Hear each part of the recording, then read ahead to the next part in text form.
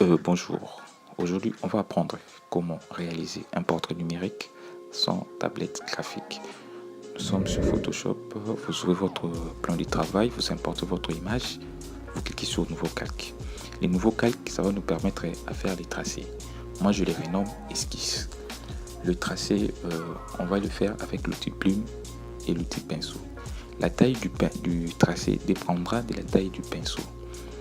Donc, même la couleur aussi dépendra de la couleur du pinceau. Pour faire les tracés, il faut utiliser d'abord l'outil plume. Vous mettez le point.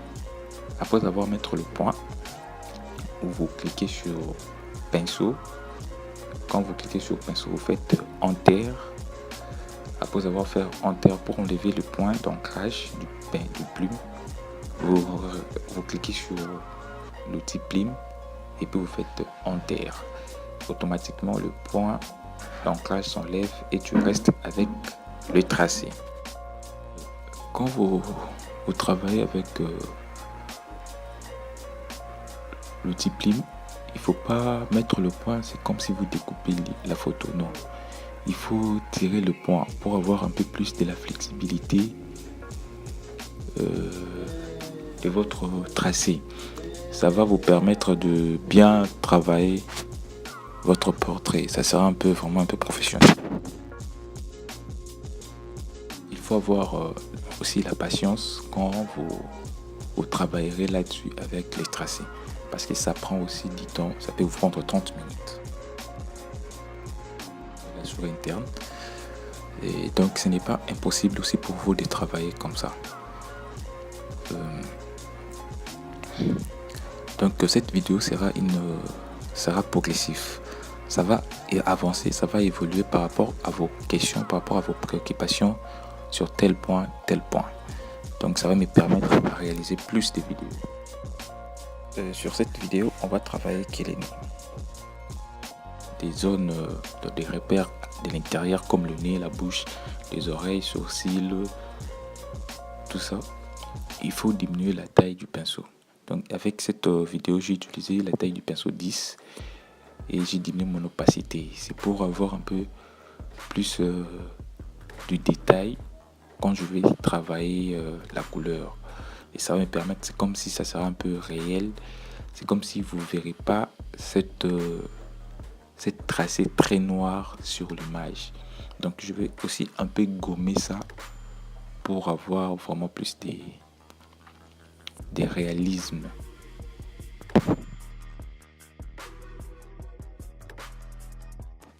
Faire les tracés, c'est très important dans le portrait numérique, surtout sans tablette graphique. Donc on va faire cet exercice du pinceau plume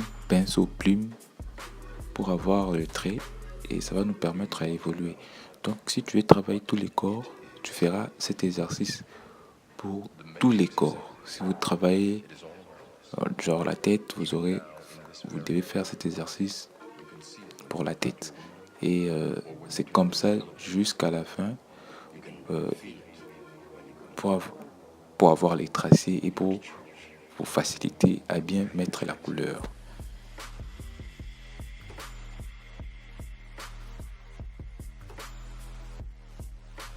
Votre patient, vous remarquerez que c'est comme si les tracés n'est pas tellement la personne, mais il faut être patient. Donc il faut travailler tout le repère, toutes les lignes que vous voyez, toutes les zones, tous les trucs que vous voyez sur la peau. Il faut le mettre. Comme ça, quand vous le mettez, vous aurez plus de détails. Plus que vous avez des détails, plus le portrait sort réel.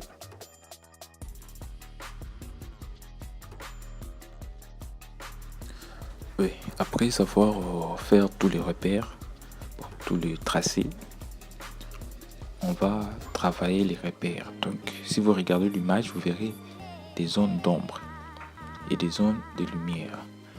On va faire les tracés à l'intérieur pour limiter les zones d'ombre et les zones de la lumière. Vous voyez comment je l'ai fait. Je vous montre déjà comment moi je vais faire les zones de lumière. ici je fais les zones d'ombre. Et je vais faire toujours la même chose. Pinceau, plume, pinceau, enterre, plume, enterre pour enlever le point d'ancrage. Et les zones de repère, moi j'appelle ça comme ça dépend de la personne, ça dépend de l'observation de la personne. Si la personne voit la lumière, c'est à gauche, il met à gauche et ça va te permettre à bien détailler l'image. Vous verrez qu'à la fin, l'image sera vraiment un peu réelle. Et il ne faut pas oublier les zones que j'appelle esquisses, les tracés donc, ça ne sera pas dans le même calque avec les zones de repère. Donc les zones de repère, il doit avoir son propre calque pour permettre d'enlever ça à la fin.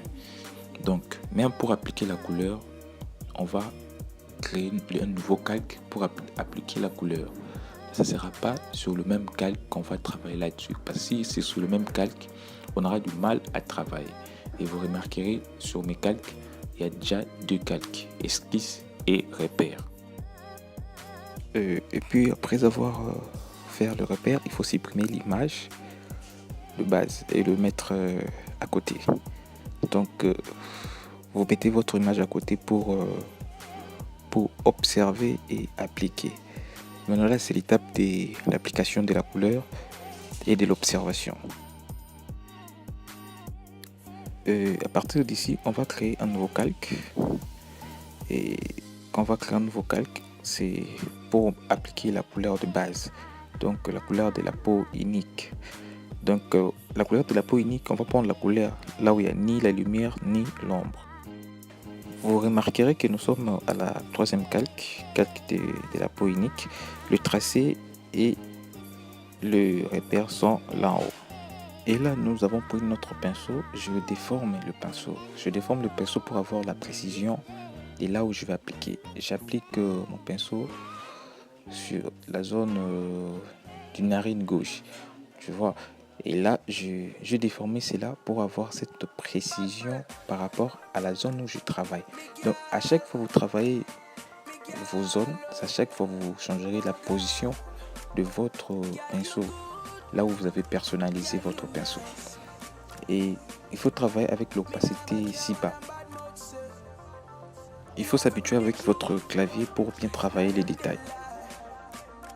L'opacité de la pinceau doit être en bas. Donc vers les 14, 10. Pourquoi vers les 14? C'est pour permettre à mélanger bien la couleur quand vous appliquerez avec votre souris. Pour les détails, il faut aussi avoir un nouveau calque. Ça va plus nous aider à bien travailler. Donc nous avons déjà 4 calques. Le calque de tracé, le calque des repères, le calque de peau unique et le calque des détails.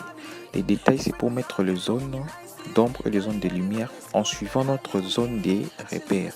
Donc le calque des tracés et des repères doit rester en haut pour permettre de bien travailler et bien suivre les tracés. Alors, donc pour appliquer la couleur, il faut être vraiment patient. Donc il ne faut pas être trop pressé.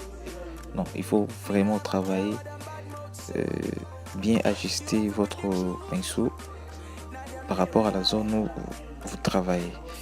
Donc il faut zoomer là où il faut travailler des zones un peu plus grandes, et il faut diminuer votre taille du pinceau pour travailler des zones plus petites pour avoir plus de précision. Ça va un peu permettre à avoir cette réalisme. Pour mettre la lumière, on va appliquer toujours la même méthode. Donc on va toujours ajuster notre pinceau pour suivre la lumière. On va diminuer notre opacité. Et vous verrez que quand tu enlèveras, tu supprimeras le calque des repères, vous verrez que l'image va donner forme. Et là, c'est presque la fin du tutoriel. Et merci beaucoup d'avoir suivi cette vidéo. J'attends vos questions, vos réactions par rapport à la vidéo. Si vous avez d'autres préoccupations, écrivez-moi et sur la page, tout ça, je vais vous répondre. Donc, essayez de travailler là-dessus. Je sais que pour un début, c'est pas facile. Prenez tout votre temps. S'il faut même une semaine, travaillez pendant une semaine. Ça vous permettrait à évoluer. Et alors, ne vous limitez pas seulement parce que si vous manquez la palette graphique et vous ne pouvez pas faire des histoires énormes. Non. Donc, tout est possible. Donc, il suffit juste de travailler avec amour. Tu verras que tu peux faire des histoires terribles. Bon, à bientôt.